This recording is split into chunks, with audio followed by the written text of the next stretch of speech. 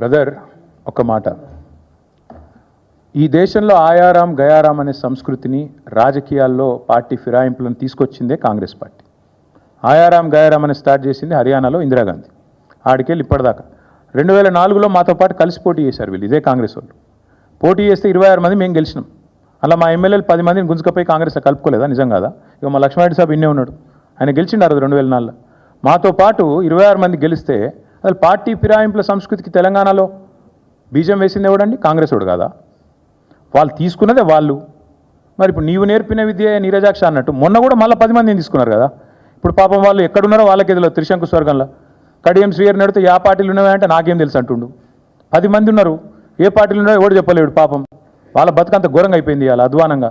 నేనేమంటున్నా అంటే చేసిన వెధవ పనులన్నీ చేసి మా ప్రభుత్వాన్ని ఎవడో వడగొడతాడు. మేము వడగొట్టుడేంది? ఎప్పుడో బంగ్లాదేశ్ లెక్క తిరుగుబాటు వచ్చి ప్రజలకు తాను నిలగొట్టి నిలగొడతారు మిమ్మల్ని. ఎందుకంటే మీరు చేసే లుచ్చ పనులకు ప్రజలకు కోపం వచ్చిందనుకో, రోడ్డు ఎక్కినరు అనుకో, వాళ్ళ ఆగ్రహం తట్టుకోలేకపోతే ఎవడేం చేస్తాడు దానికి? మీ ప్రభుత్వాన్ని కూలగొట్టాల్సిన ప్రభాకర్ రెడ్డి చెప్పింది అక్షర సత్యం. ప్రభాకర్ రెడ్డి కరెక్ట్గా చెప్పిండు. ఏం చెప్పిండు? ప్రజలు మా దగ్గరకు వచ్చి ఆక్రోషిస్తున్నారని చెప్పిండు. ఏమన్నాడు?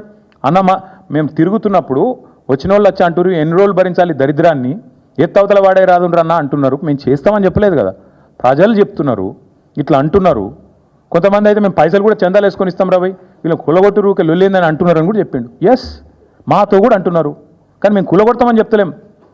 ఎస్, ఈ ప్రభుత్వం దరిద్రం, కాంగ్రెస్ కరోనా కంటే డేంజర్, ఎస్ ఇవన్నీ కరెక్టే. కానీ ప్రజలు నిర్ణయం తీసుకున్నారు. ప్రజాస్వామ్యంలో 5 ఏళ్ళు ఉండాలి. నిర్ణయం తీసుకుంటే ప్రజలకు కూడా తెలియాలి. You can make choices, but you are not free from the consequences of your choices. నేను ఎందుకు చెప్తున్నా అంటే ఒక నిర్ణయం ప్రజలు తీసుకున్నారు. తీసుకున్న తర్వాత కాంగ్రెస్ అధికారంలో ఉంది. నేనైతే మనస్ఫూర్తిగా కోరుకుంటున్నా కాంగ్రెస్ 5 ఏళ్ళు ఉండాలి. రేవంత్ రెడ్డే ఉండాలి 5 ఏళ్ళు.